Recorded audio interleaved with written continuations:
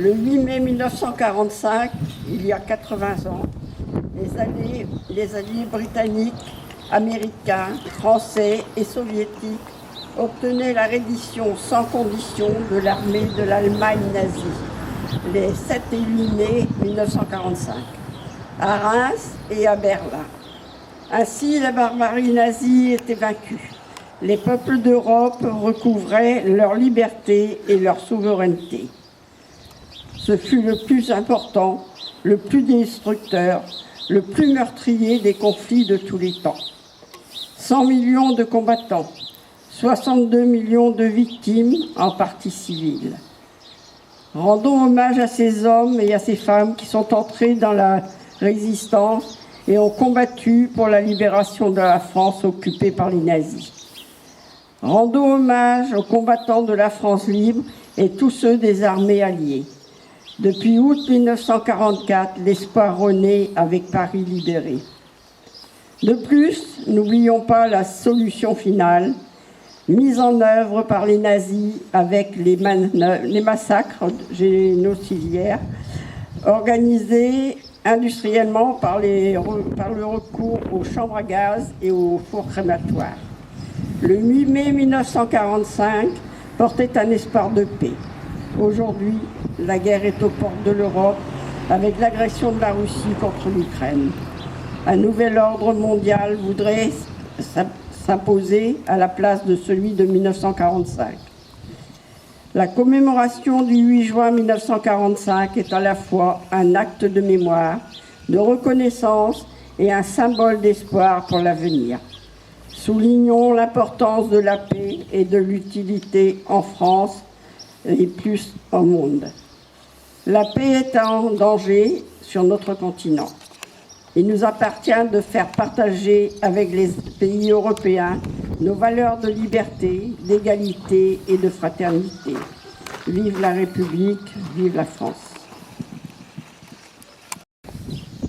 Message de M. Sébastien Lecornu, ministre des Armées, et de Mme Patricia Miralles, ministre déléguée auprès du ministre des Armées, chargée de la mémoire et des anciens combattants. À l'occasion du 80e anniversaire de la victoire du 8 mai 1945. Le 8 mai 1945, la nouvelle de la victoire parvint à Paris. Le général de Gaulle, qui incarnait la voix de la France libre et combattante, adressa ces mots à la nation. Tandis que les rayons de la gloire font une fois de plus resplendir nos drapeaux, la patrie porte sa pensée et son amour d'abord vers ceux qui sont morts pour elle, ensuite vers ceux qui, pour son service, tant combattu et tant souffert. Pas un effort de ces soldats, de ces marins, de ces aviateurs, pas un acte de courage ou d'abnégation de ses fils et de ses filles. Pas une souffrance de ces hommes et de ces femmes prisonniers. Pas un deuil, pas un sacrifice, pas une larme n'auront donc été perdus. Le sacrifice pour la victoire avait été immense.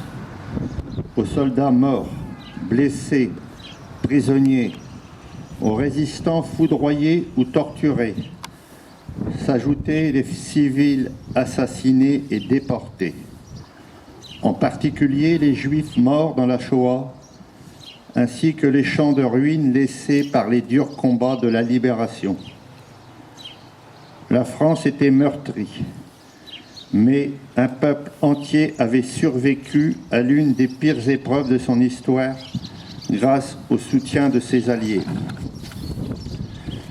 Le 8 mai 1945, à l'heure de la capitulation allemande, qui allait bientôt être celle de la découverte de l'ampleur des crimes nazis, l'heure était aussi déjà à la reconstruction pour que jamais ne se reproduisent les erreurs de 1940 et pour que la France renoue avec sa grandeur. C'est dans l'épreuve que se forgent les grandes nations. Et le 8 mai 1945, la France décidait de se choisir un grand destin.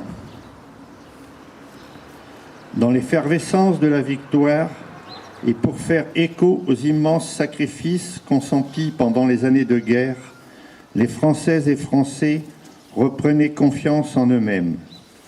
Ils choisissaient de redonner au pays son indépendance, sa puissance et sa prospérité dans un monde où tous les équilibres se redessinaient autour de deux grandes puissances.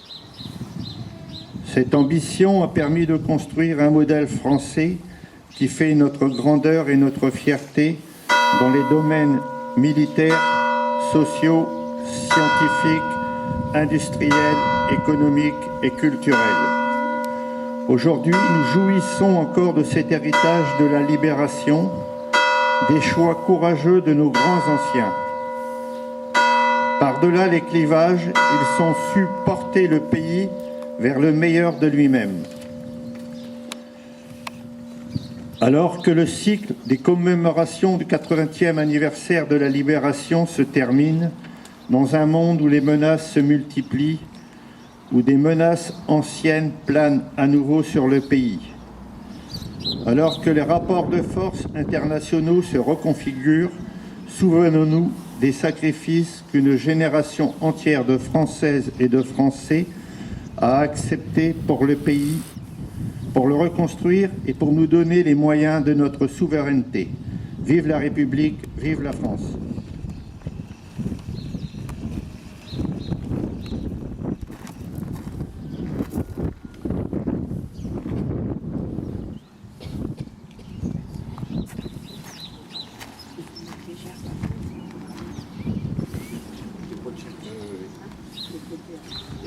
Je les entends.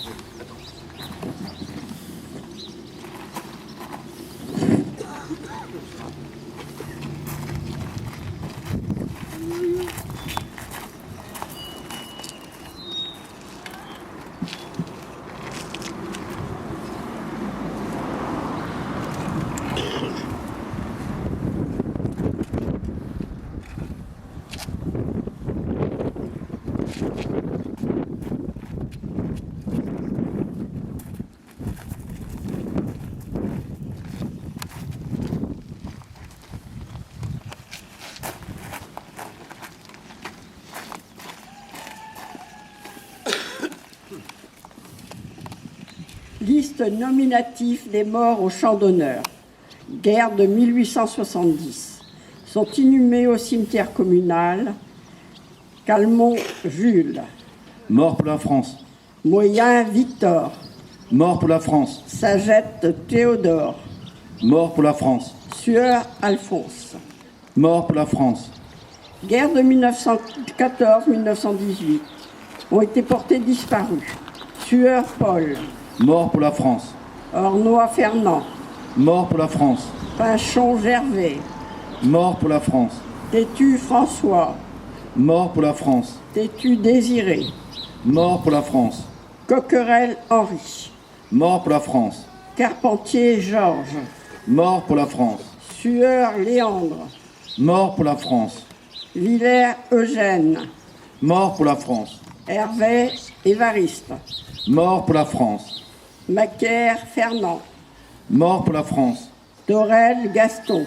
Mort pour la France. Ficheux Jules. Mort pour la France. Pruvot Louis. Mort pour la France. Maricourt René. Mort pour la France. God Paul. Mort pour la France. Sueur Isaïe. Mort pour la France. Leuillet Marcel. Mort pour la France. Blanchard Élie. Mort pour la France. Poiret Victor. Mort pour la France. Sont inhumés au cimetière communal Capitaine Noël. Mort pour la France. Séguin Albert. Mort pour la France. Villiers François. Mort pour la France. Coquerel Oscar. Mort pour la France. Brunel Léon. Mort pour la France. Barbier Albert. Mort pour la France. Barbier Edmond. Mort pour la France. Leboeuf Maurice. Mort pour la France. Dubois Jules. Mort pour la France. Baillet Charles. Mort pour la France. Level Marcel. Mort pour la France. Marcillac Joseph. Mort pour la France. Valli Eugène. Mort pour la France. Ornois Désiré. Mort pour la France. Noël Alfred. Mort pour la France. Broutier Christophe. Mort pour la France.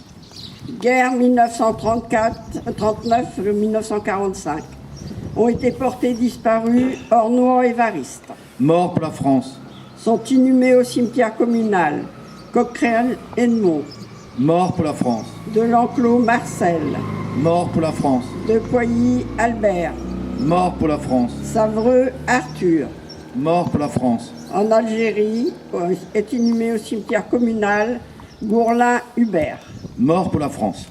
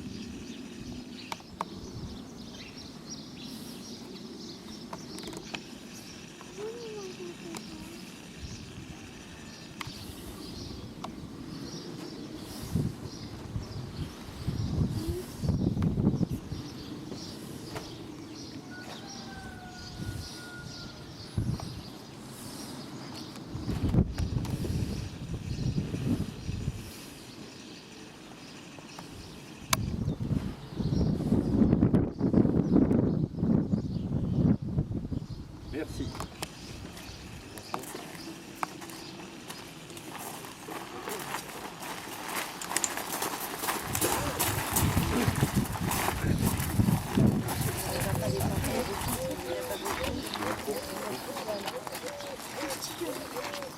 Je vais vous proposer de chanter avec nous, parce qu'ils ne sont pas très nombreux. En tout cas, merci, grandement merci pour ceux qui sont venus. Donc, je vous propose de chanter avec nous. Vous chantez bien fort, s'il vous plaît. On vous entend.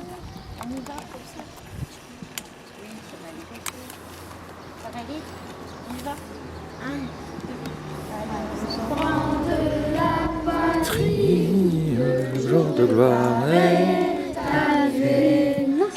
Entre nous de la tyrannie, l'étendard sanglant élevé, l'étendard sanglant élevé. Entendez-vous dans nos campagnes surgir ces féroces soldats qui viennent jusque dans nos bras, égorger nos fils et vos campagnes. Aux armes, nos citoyens, formez vos bataillons, marchons, marchons, qu'un sang impur abreuve de nos sillons.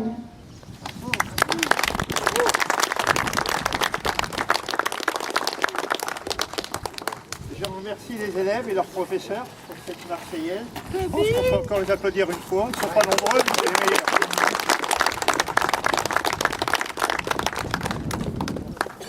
Nous allons nous diriger à la salle de la mairie. s'il vous plaît.